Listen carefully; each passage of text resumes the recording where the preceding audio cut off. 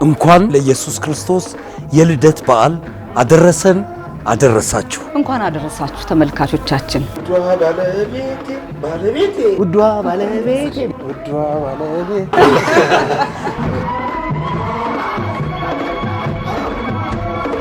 ጫወተ ሄጄ ቀራለሁ። አይዞሽ 46 49 50 መሰለኝ።